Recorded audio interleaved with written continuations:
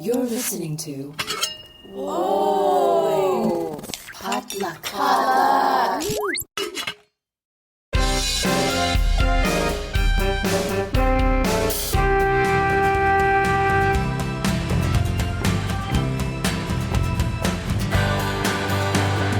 Welcome back to the Asians in Hockey podcast. Once again, I'm your host, Nate NoCal. Before we get started, I've got a few favors to ask of you. First off, if it's safe for you to do so, could you take out your phone and send a link to this podcast to one or two of your friends? They don't even have to be hockey fans. If you've been following the show for a while now, you already know that this show isn't too in the weeds when it comes to hockey. At least, I hope it's not. But please spread the word about the show anyway. Secondly, if you'd like to help out with some of the production and operating costs, you can do that through buymeacoffee.com. Just visit buymeacoffee.com/AsiansInHockey to make a donation. And as a gift, I'll send a cool Asians in Hockey sticker to anyone who donates at least $5. Now, to reiterate, I promise to never charge a subscription fee for the podcast, and I'm just so grateful to you for simply listening to the show. Third, if you've enjoyed what you've heard from us, I would love it if you could post a quick 5-star review on Apple Podcasts or Spotify. This is honestly the best way to get the word out about the show and to help us cultivate our audience. And finally, I would love to hear directly from you with your thoughts, stories, and feedback. So please head over to asiansinhockey.com and shoot me an email or send me a voice recording. It's always great to get your thoughts on some topics, feedback on stuff I've covered, or even your own stories about how you got into hockey. Thank you so much for being a part of this community. On today's episode, I will be talking with Sheng Peng, a journalist who covers the San Jose Sharks for NBC Sports Bay Area and is the editor-in-chief at San Jose Hockey Now, an online hub for all San Jose Sharks news. He's also a co-host of the San Jose Hockey Now podcast. I had a great time chatting with Sheng about his love for hockey and his work in sports journalism, so stay tuned for that conversation coming up a little later in the episode. At the time I'm recording this, we're just over a week away from the Olympics, but we're still in the middle of some NHL and PWHL action, so I'll take a quick look at some of our Asian players to see how their seasons are going thus far. All of that is coming up right after this.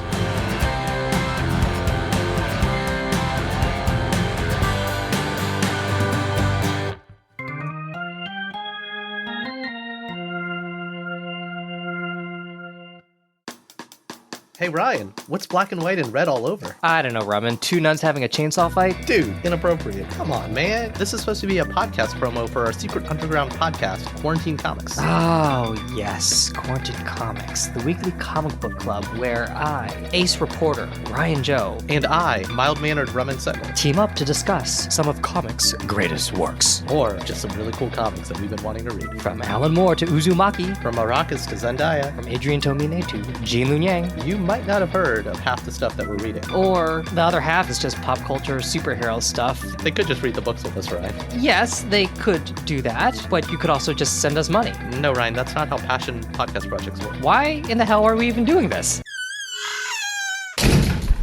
I'm sure we'll be back by next week's episode. So, tune in each week to Quarantine Comics. That's QTDcomics.com. Set phasers to fun.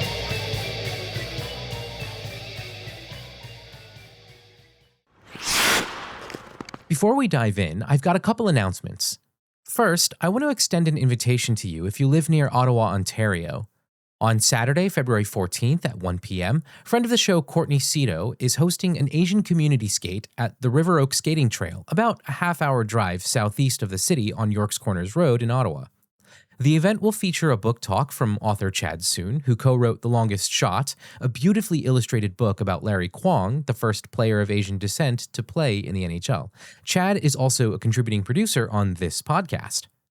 After the book talk, we'll have plenty of time to explore the 3.5-kilometer-long trail on skates, play some shinny at one of the nets set up along the trail, or just skate around the rink, which is reserved for our group until 3 p.m. The event itself is free, but since spots are limited, you do need to RSVP. You can register at asiansinhockey.com/AsianCommunitySkate2026, or by visiting the link at the top of today's show notes. I hope to see you there. Second, school is starting back up for me this semester, so I apologize in advance for my sporadic upload schedule. Working full-time while also attending classes turned out to be a lot more demanding than I anticipated last semester, and I wasn't able to get new episodes published as regularly as I would have liked. And I want to give you the heads up now that it'll probably happen again this semester. I do plan to get some episodes out over the next few months, but I appreciate your patience with me as I can't predict my publishing schedule with any kind of regularity. Finally, I want to share something that's been weighing on me lately. If you know me personally, you already know how I feel about the current American regime, but I think it's worth bringing it here as well because we're not living in a normal environment. And while I want to always keep the conversation as upbeat as possible while dealing with some difficult topics, the fact of the matter is that what's happening here in the United States is horrific. I won't say unprecedented because the American government has been responsible for many atrocities throughout this country's history, from the chattel enslavement of Black people to the banning of Chinese immigration to the incarceration of Japanese Americans in concentration camps. This is the latest and most widely experienced, through the miracle of the internet, of our government's harmful actions. If you think the target of this regime is simply those who are in the country illegally, you haven't been paying attention.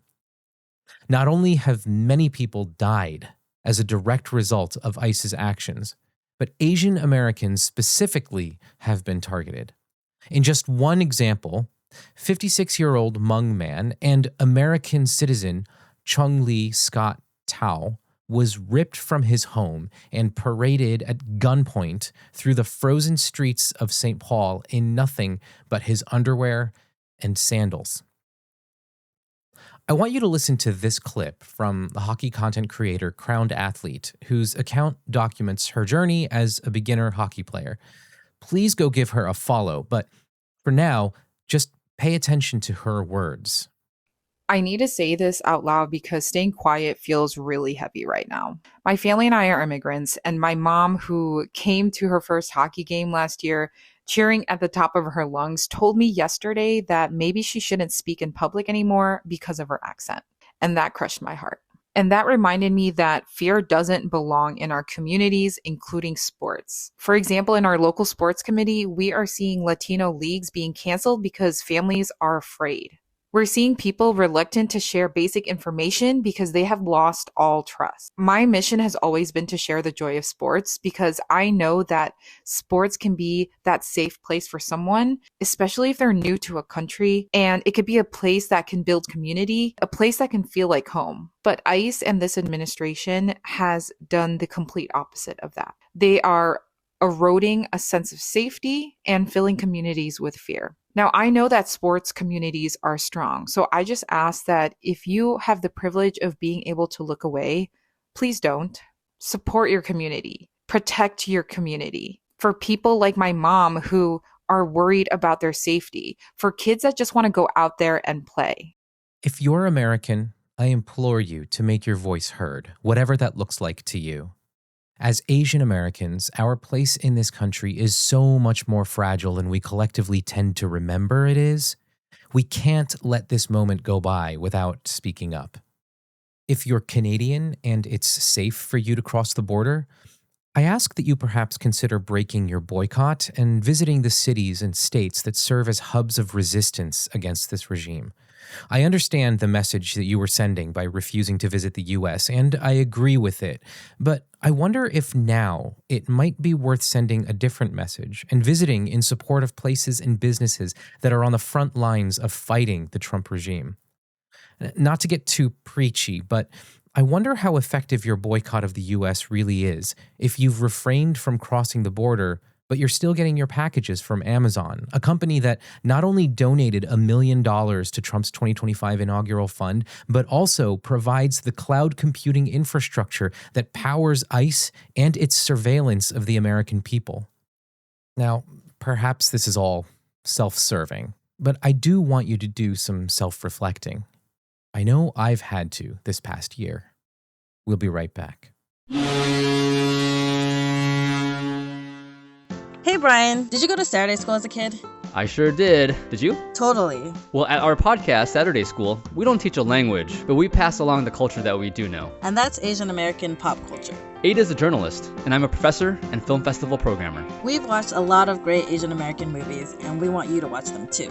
Come listen to us as we look back at the pioneering films that have led us to today. So, heated rivalry fever refuses to die down. Fellow Potluck podcasters Marvin, Jess, and Hun over at Good Pop Culture Club spent some time chatting about the TV show, so be sure to check out that episode. I'll put a link in today's show notes. I've already shared my thoughts about heated rivalry on the podcast, so if you want my take, go check out my last 2 episodes. Hudson Williams, who plays our Asian Canadian leading man, was seen carrying the Olympic torch along with his co-star Connor Story in a move that continues to build up the prominence and notoriety of the Crave series.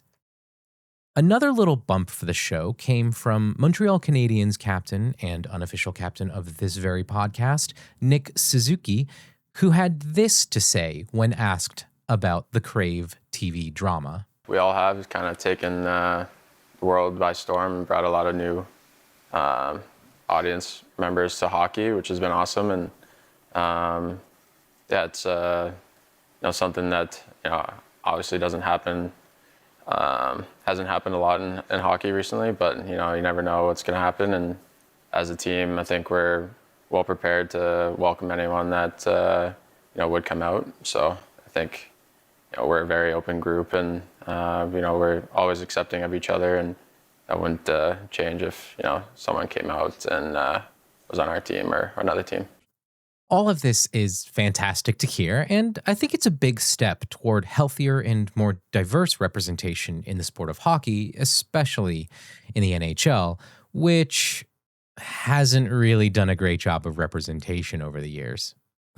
Anyway, I digress. Let's go through our list now.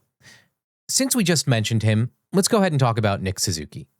The Montreal captain is now up to 16 goals and 43 assists for 59 points through 53 games this season. He was quiet in his last game against Vegas, but is still well ahead of the work rate for a point-per-game season. It will be exciting to see what he gets up to in the upcoming Olympics. Dallas's Jason Robertson is still lighting it up, proving to everyone that he, along with Montreal's Cole Caulfield, should have been selected for Team USA's Olympic roster. Jason is currently at 30 goals and 32 assists for 62 points in 53 games so far this season, which you love to see for the Pinoy powerhouse. Jason's brother Nick is keeping things going up in Toronto with 11 goals and 13 assists for 24 points in 50 games played this season. Kyler Yamamoto has notched 5 goals and 6 assists for 11 points through 30 games in Utah this year. And here in Jersey, Jonas Siegenthaler is all defense with 88 blocks and 75 hits. Over in Pittsburgh, Matt Dumba was placed on waivers, which means he'll probably be headed to the Penguins' AHL affiliate in Wilkes-Barre, Scranton. Cody Ceci is sitting back on defense in Los Angeles with 62 blocks and 21 hits so far this season. Not bad for the 32-year-old veteran. The young Arshdeep Bains was sent back to Abbotsford following a brief stint in Vancouver. I'm sure he will be back before too long. And after setting the record for most points by a Canadian-born defender during his 13-point performance at the IHF World Juniors, the Flames sent Zane Parekh back to the AHL, where he notched 2 goals and 2 assists in his first 3 games with the Calgary Wranglers. This is obviously a career we are excited to watch into the future. Oh, also, I do have a quick correction from last time. The Adirondack Thunder is an ECHL team, not an AHL team like I had previously said. Jeremy Hansel has played 37 games with them this season. He has 2 goals and 17 assists for 19 points so far. Okay, back in Montreal, Nicole Gosling has so far put up 4 assists and a goal for 5 points this season. Anna Saghetti in Vancouver still has yet to notch a point this season, but like I said last time, she's still a rookie, so I'm sure she'll get there soon enough. Her teammate, Katie Chan, still has just the 1 goal for 1 point so far this season. Again, she's also in her rookie season, so there's plenty of time for her to grow into her role and find her groove. Okay, that does it for this episode's roundup. After the break, stay tuned for my conversation with Sheng Peng. Hey, I'm Chay Yew, and you may know me from a blog called Angry Asian Man. And I'm Jeff Yang, author, journalist, and celebrity dad. We host a podcast called They Call Us Bruce, an unfiltered conversation about what's happening in Asian America. Each week or so, we host a discussion about some of the most vital and interesting topics in our pop culture and our community, bringing in guests who are shaping and informing this thing called Asian America from Hollywood to DC and beyond. We got media, entertainment, food, family, politics, representation. The good, the bad, the WTF of it all. So check us out wherever you get your podcasts or at theycallusbruce.com. Peace. Peace. Welcome back to the show. I'm joined today by Sheng Peng, who covers the San Jose Sharks for San Jose Hockey Now and NBC Sports Bay Area. You can listen to him at the San Jose Hockey Now podcast as well. Sheng, welcome to the Asians in Hockey podcast. Thank you so much for joining me. Hey, Nate, how's it going? Good, thanks. So we'll go ahead and start from the beginning of your journey here. Sure. How did you get your start in sports journalism, and what sparked your interest in covering hockey in particular?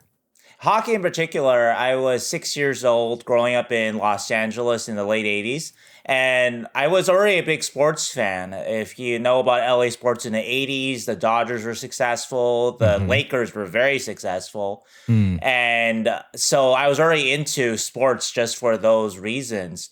But anyway, in 1988, I heard on the news, like I said, I was 6 years old, I heard that the LA Kings had acquired the best hockey player in the world. And I didn't know what the LA Kings were. I didn't know what hockey was. But I knew that best player, I knew what that meant because the Lakers had Magic, they had Kareem. So somebody like that, awesome. And anyway, so I was introduced to the Kings visually when they introduced Wayne Gretzky, and he held up the white, silver, and black jerseys, the kind of the Raider kind of like jerseys. And I thought those were really cool too. And so I was into it, and I started watching that season, and that really kind of started me on my way. Wow, that's exciting. And that was how you ended up in, a hockey fan. Yes. What about your work in sports journalism? What was that journey like? How did you end up writing and covering sports? Yeah. It's kind of a different path. So I was a hockey fan, a Kings fan since 1988, and huge fan. Went through a lot of lean years for the Kings after they traded Gretzky, and long rebuild years. But I still was a loyal, true blue fan. Anyway, through my 20s, I was a teacher. I went to grad school. I was doing different things with my life. I eventually got into advertising. I was a copywriter. But at a certain point, though, in 10 years ago, in like my early 30s or when I crossed 30, I wanted to do something else with my life. And I thought, well, I like advertising, but let's try something different. And I love hockey. I love writing.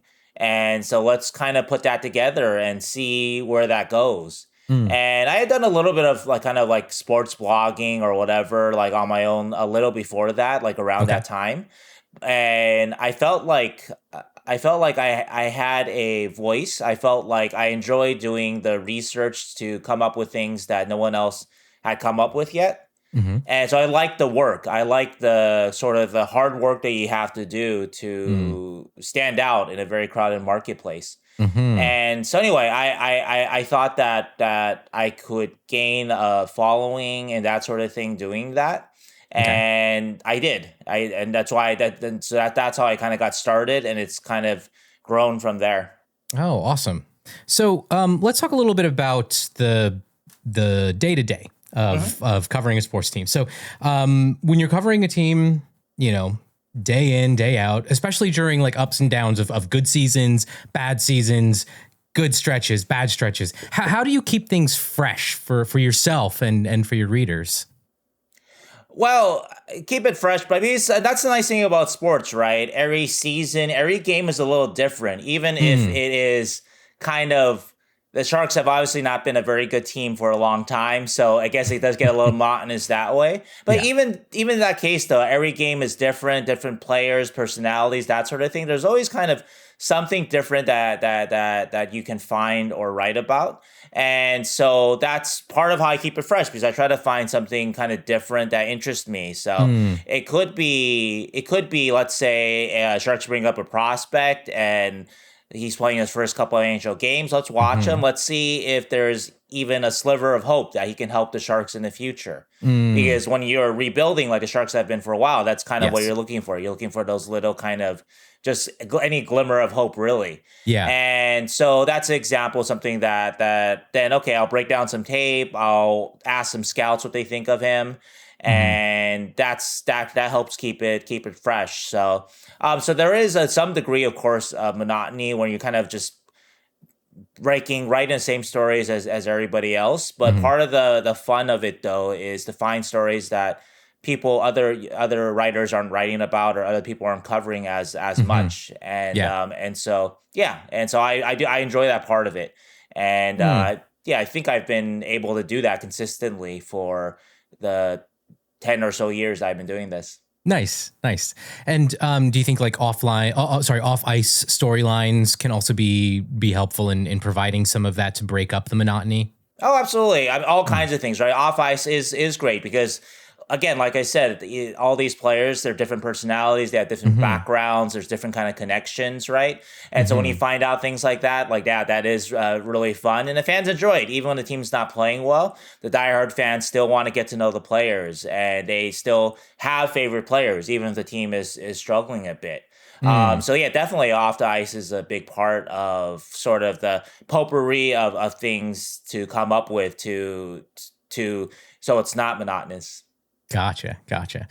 So you serve as the editor-in-chief for San Jose Hockey Now and as a co-host for the San Jose Hockey Now podcast. Could you tell us a little bit about how this outlet differs from some of the more traditional sports media outlets?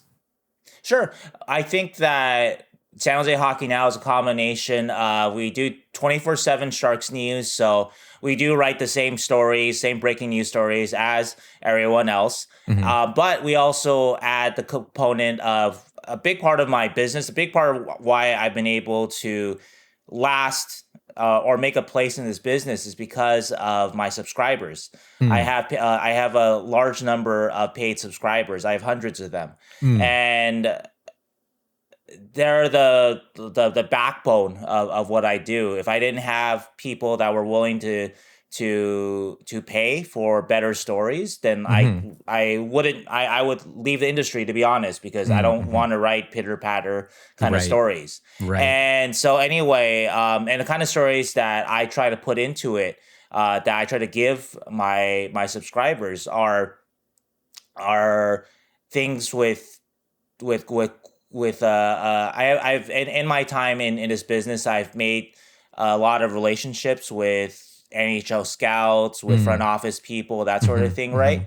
And so those stories are full of that, of kind of insight from the inside of Sharks players.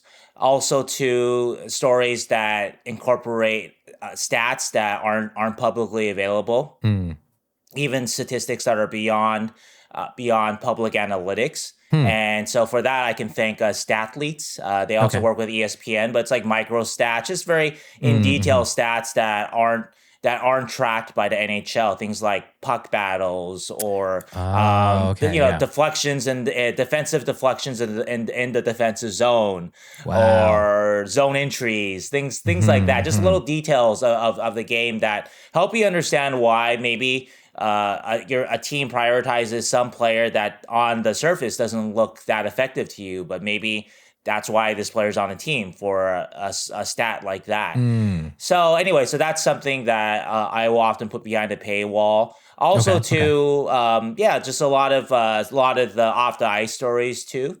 And those off the ice stories take a lot of work. You need to do research, and then you talk to the players in season, and you try to talk with other people that are related to the story. Sometimes, like it could be their parents, it could be their coaches, like their youth coaches, or their coaches, like their skills coaches now, and just that kind of work that you put into it to kind of put a all around story. So yeah, there's a lot of things that go behind a paywalled story. But anyway, that's sort of the basic combination of what I do. And what sets me apart, ultimately, to answer the beginning question, is that I do everything. I don't just do breaking news. I don't just do paywall stories. And also there's an add-on of a podcast that I do that is free, but takes a lot of work to put into it. But it does kind of keep me connected to, it allows me to talk with the fans really directly every week. And anyway, so all that combination of things, of all the things I do,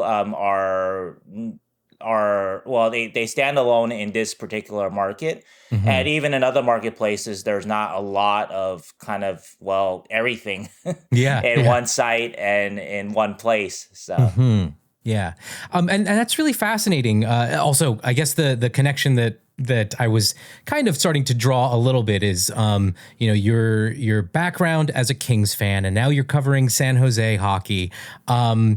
Do you find that this has sort of broadened your knowledge base of what's happening around the league, or maybe just in like the Western Conference, or do you feel like you've developed a bit of a connection and understanding to what's happening outside of just your markets? Well, absolutely, you have to have that understanding from outside, and a lot of people who are going to be listening to this that are Sharks fans, I've said it many times, I'm not a Kings fan anymore.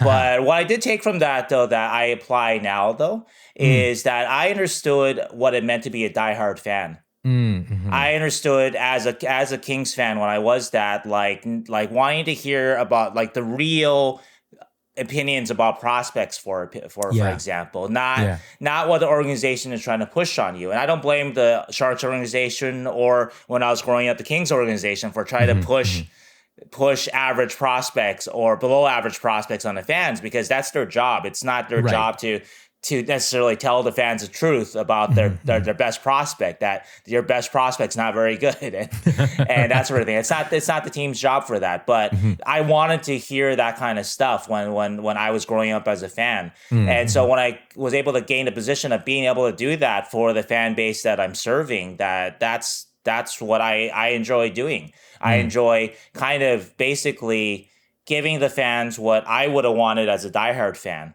And I think that's kind of a North Star that I follow a lot, that the same kind of instincts in things that interested me when I was a diehard fan, they also interest, I think, Sharks fans too, because even if we were fans of different teams, we are both fans still, and so there's a lot of kind of commonality in there. And of course, and so that's been a big part of what I do.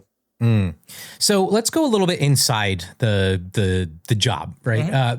Between, let's say, breaking news, analysis, features, what kind of stories do you find yourself getting most excited to cover or write about?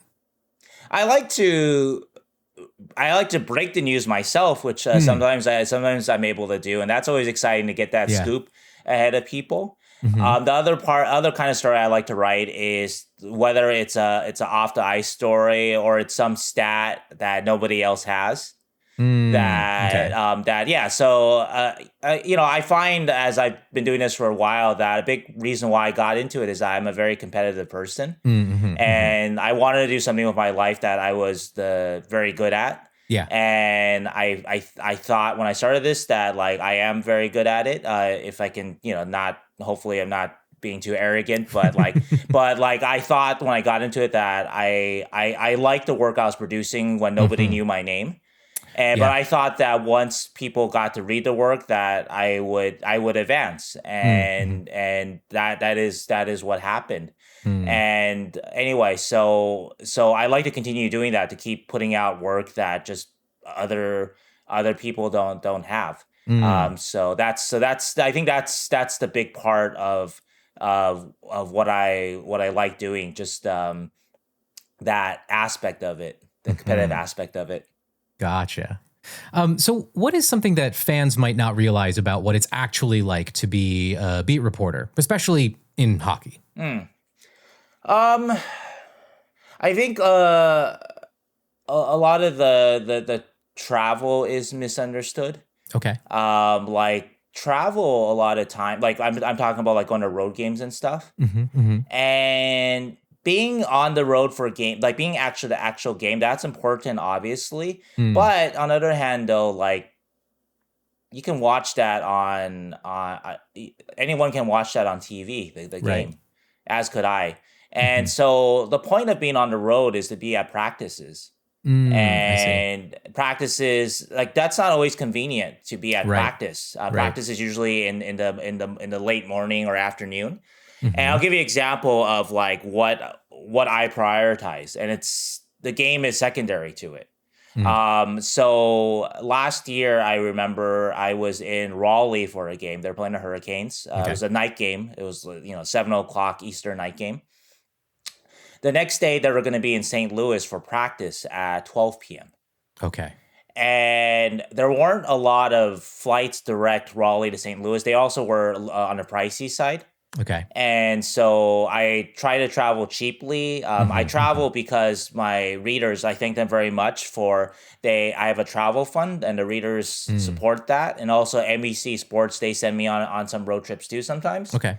But you have to stretch the money out, though. You can't be blowing your travel budget on a first class flight or something like that. Right. You gotta go cheap. You gotta go Spirit or Frontier, all those kind of things. Sometimes you gotta pick some crappy flights. Sometimes.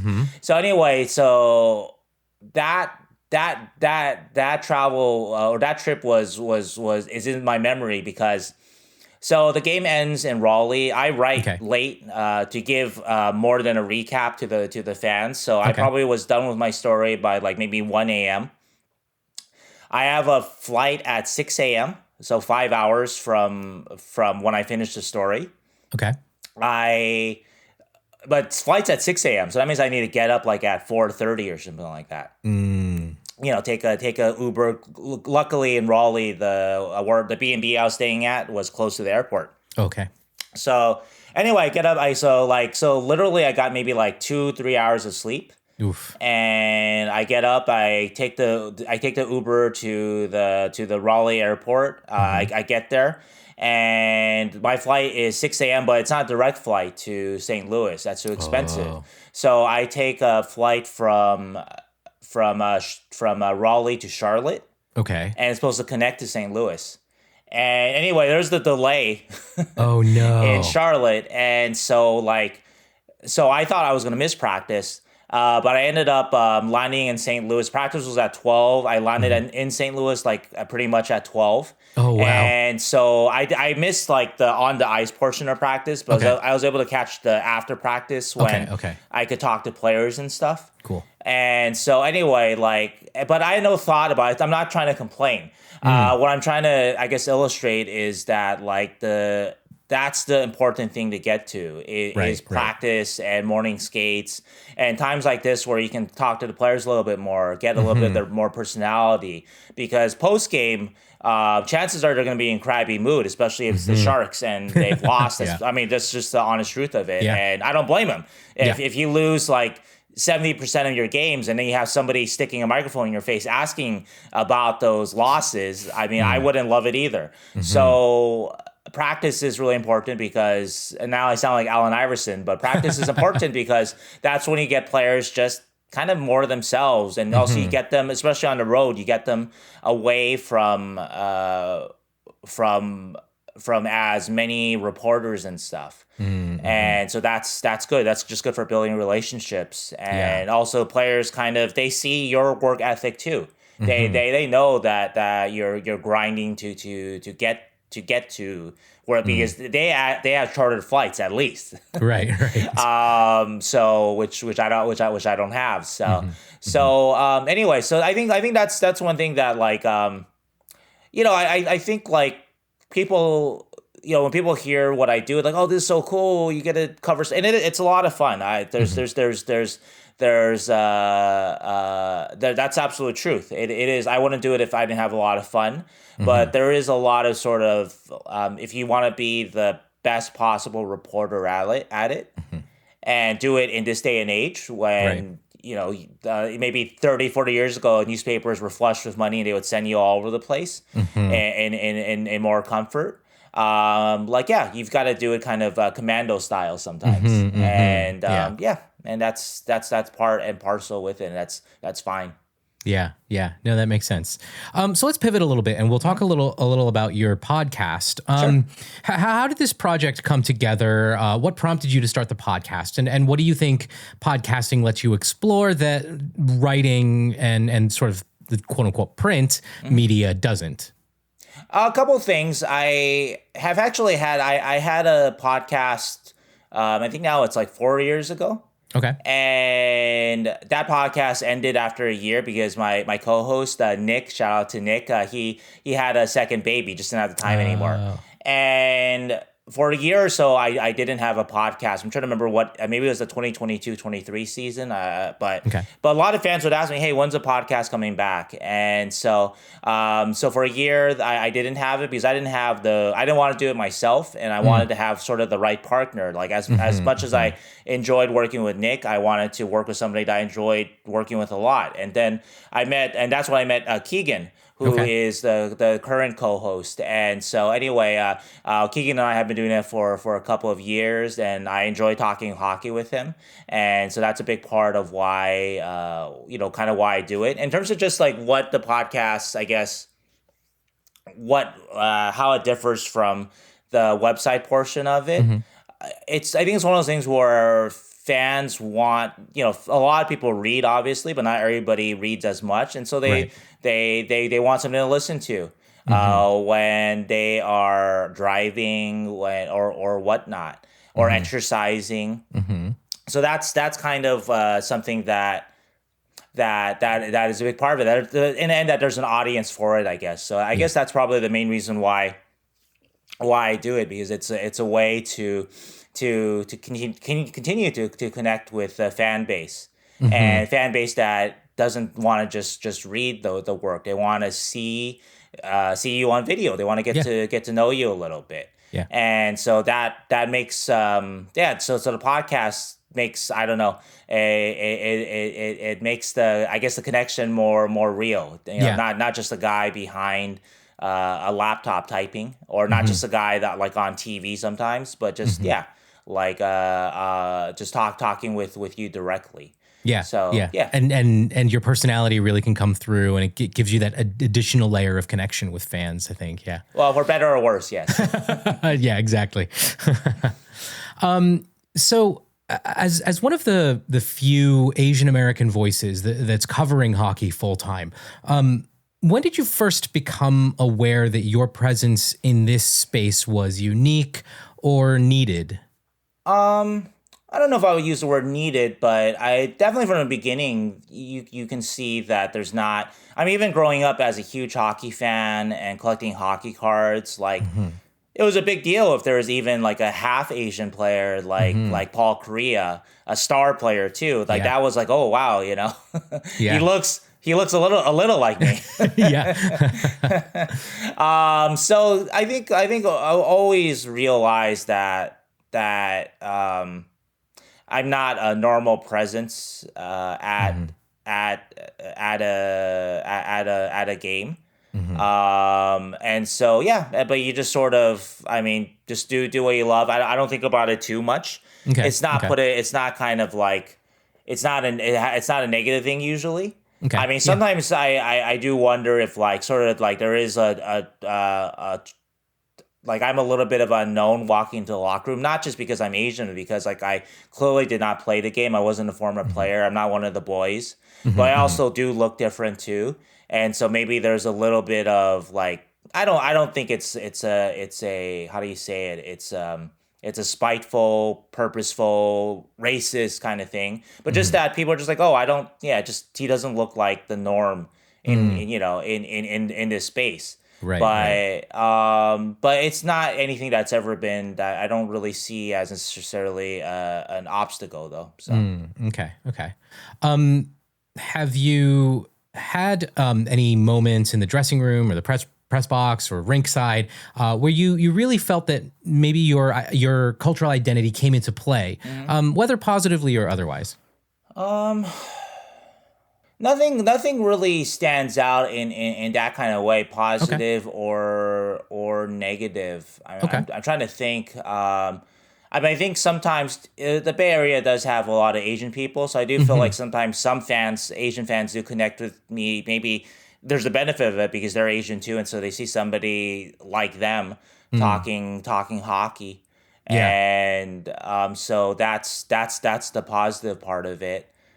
But I mean, for the most part, though, I can't think of anything in particular where it came into play in like any particular negative or positive space. I mean, I guess every once in a while, like I do see like a racist comment here or there on my comment section of my website, and I read all of them because I'm also the moderator of my website. So I need to, or at least I had to skim everything that goes through there, and but that's not very common and. The more frequent thing, actually, unfortunately for GM Mike Greer of the Sharks, who's black, like I see a lot more directed at him, and obviously he kind of controls the fate of the team, and so there are going to be a lot more people looking at him and blaming him for when things go wrong. But some of it is vile and racist, and that stuff I don't allow on my comment section, but I do see it though because I'm the gatekeeper of that. Right. So it exists for sure. For yourself, for me, for my career, for a lot of people of color still, but it's something that it exists, and what are you going to do about it? So yeah. Do you feel like the hockey world is improving or getting better at making room for different voices, or do you think it's still kind of that uphill battle? I think it's getting better. I think that there is always going to be a battle because hockey is a very kind of old school. Yeah, and so there's always going to be sort of a kind of a new group, and it's not always just because of how you look, but like if you even think back when I got into the business, like there was a lot of prejudice against bloggers. It doesn't matter the color of your skin, right? But just that you were a blogger, you weren't an old school reporter, you weren't you didn't come from newspapers. Over time, obviously, though, that's kind of as newspapers have diminished in their influence, that the bloggers are now basically they're the institutional kind of beat writers of the team. And so there's been that kind of shift, but yeah, so I think there's always going to be like nowadays for myself, right? Like it's probably people covering hockey like with TikTok, and that's not something I understand, as well as I should. or it's podcasts, which is the last 5 years or so. And podcasts, a lot of that is it's driven by entertainment, right? It's not necessarily driven by sort of reporting ethics and that sort of thing. And so I don't have a problem with podcasts or TikTok, but I'm just saying that every kind of generation, there's some kind of up and coming kind of way that that is going to be different. Coming in, different element coming in to cover the sport. So of course. Have any other Asian folks in media or in hockey ever reached out to you either for support or maybe just like say, hey, like seeing you in this role or seeing your name on a byline kind of matters to me? Some people have, and I really appreciate that. I didn't get into this I just got into this because I love writing, I love hockey, and I love being good at something. So it becomes incidental that I'm Asian, but I also do recognize that like I am different looking than most people and that cover hockey and who play hockey. And so definitely like I appreciate that kind of support, and I also appreciate the importance of kind of recognizing yourself, or when I was younger, myself in players or in reporters or people on TV and that sort of thing. Yeah, no, absolutely. And then finally, to kind of wrap up, what advice would you give to young Asian Americans or anyone who doesn't necessarily fit the traditional hockey mold, quote unquote, who wants to get into sports journalism? I think the advice I would give is, and I give this to all the writers who work for me. Okay. And I've had many women work for me. I've had people of color work for me. I've had all kinds, also many white men too. And so to me, it's not about that, but it's about like, can your work stand out? And, maybe a long time ago, like you could do great work, but people wouldn't read it because you were black or what, at least in kind of sports writing field. But I think in this case though, like if your work stands out, then you don't have to think about whether you fit in walking into a room, I guess, walking into a locker room or walking into a networking event or something like that. Okay. So I guess that's what I would say is to focus on the work and focus on doing something that nobody else has out there. And I also tell them that like don't be discouraged, like don't like match yourself against the best people in your field and do work that even they're not doing. Even if they have more resources than you do, because I started off with zero resources and just the internet and Google and just instinct for different kind of stories and the work ethic to pull it off. And so so that's what I would that's what I would suggest. So. Nice. Thank you. So before we wrap up, where can people find you? Where can people get a hold of your work and your podcast and everything? Obviously, I'll be putting the links in the show notes. Sure. But for anybody who's driving and can't be diving into their phone right now, where do we look for your material? You can find me at San Jose Hockey Now, San Jose Hockey Now podcast, as you mentioned. We also too, NBC Sports Bay Area. I also work with them too. And on Twitter, Sheng_Peng, Blue Sky, Sheng Peng. Cool. Awesome. Sheng, thank you so much for coming and hanging out with us today. This has been a blast. And we look forward to following up with you on San Jose Hockey Now and on other outlets as well. Yep. Thanks a lot, Nate. That's it for today's episode. Be sure to tune in next time when I'll be speaking with Dr. Martin Hyun, former professional ice hockey player in Germany's top league and the founder and CEO of Hockey is Diversity. Be sure to subscribe if you haven't already so you don't miss out. Thank you so much for listening. Asians in Hockey is part of the Potluck Podcast Collective and is hosted and produced by me, Nate NoCal. Contributing producers are Chad Soon and Chris Wu. If you like what you heard, leave us a 5-star review on Apple Podcasts or Spotify and share this podcast with your friends. To keep up with us on socials, follow us on Instagram and Threads at Asians in Hockey and on Blue Sky at asiansinhockey.com. You can also find us on Facebook at facebook.com/asiansinhockey. Please feel free to shoot me an email at asiansinhockey@gmail.com and don't forget to visit asiansinhockey.com for more great content. See you next time on the Asians in Hockey podcast.